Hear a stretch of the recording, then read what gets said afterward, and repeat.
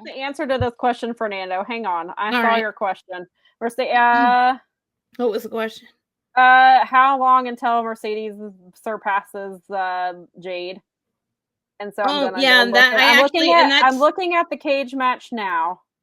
That's funny because on the thread for Dynamite, when I was in Discord doing the live thread with everyone, I did get asked about Athena's 1,000 days, and I mentioned your Jade Cargill theory also, and everyone was like, "Oh yeah, that makes total sense." So as of today, according to Cage Match, but also they're in a different time zone, so it may be sometimes I think they're off. They can be off like a day, but according to Cage Match, she has been TBS champion for 427 days. Jade was just over 500 when she lost it. Hold on, I'll tell you the exact date because but they were just to get her to 500. They were giving her like she was going back and having the squash matches again to had her. Let's see. Jade had the TBS Championship for 508 days. So in order to surpass that, then she needs to be at least 509. So let's see. Because I can't do the quick math, but sometimes I can't. So let's just use a calculator. Right. So 509 days, 427 is what she's at now. So that's 82 days. If they get her to exactly 509, obviously she can hold it longer. So that's 82 days from now, which is 36. So that is August, September, we're around the second week of October. Wrestle Dream is in St. Louis, right? Isn't that what they just announced? And I don't know where it is, but it is in St. Louis, Wrestle Dream. Hold on. I can't remember the date off the top of my head. I have too many dates in my head as it is. I know there's a pay-per-view around that time because that's when we Wrestle Dream is October the 18th. So potentially, that would be well over.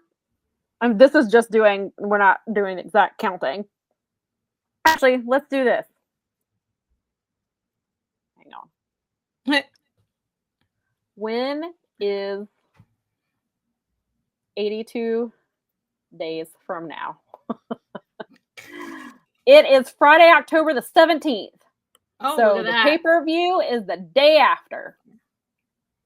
She would break Jade Cargill's record at Wrestle Dream. If we're doing the math correctly, she would be at 5 because 82 days from now, if Cage Match is correct and 427 is the correct day, 82 days from now would put her at 509, which is one day later, so that at 510 she would be at 510 at Wrestle Dream.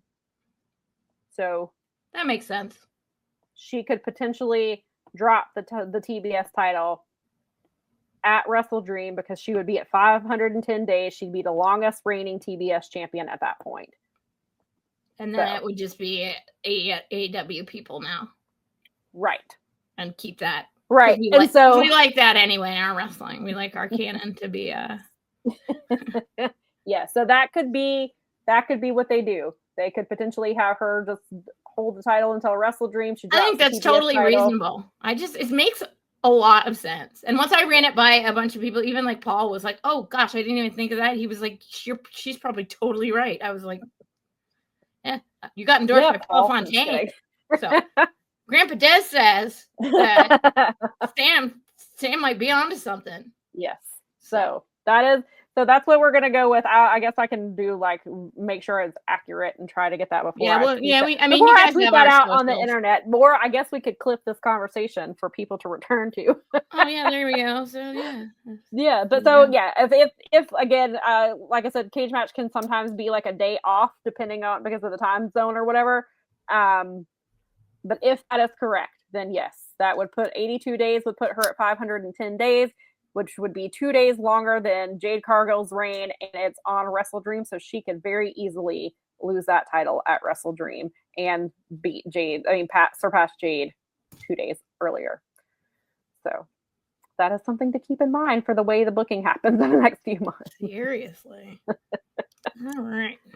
So thank you for that question, Fernando, because now we know now I have something else. I mean, I have been saying the 5-pack, she's surpassing Jade, but now I have more of a time frame to look at when and it's actually, it makes more like now you look like it looks obvious. Also makes sense because that is a pay-per-view to honor Antonio Inoki, and considering how much she loves Japanese wrestling, I could also see something like that happening too.